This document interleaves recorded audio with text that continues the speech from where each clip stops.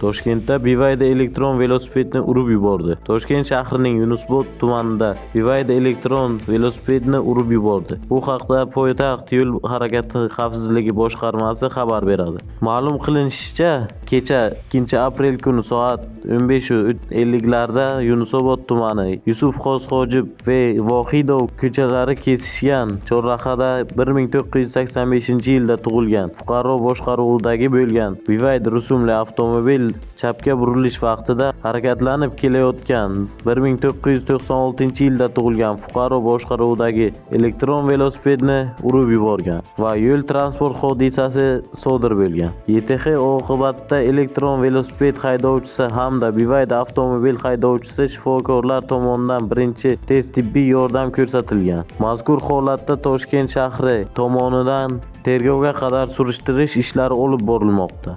Eslatib o'tamiz, avvalroq Toshkent shahrining Chilonzor tumanida Howo rusumli yuk mashinasi velosipedni urib ketishi natijasida u vafot etgandi.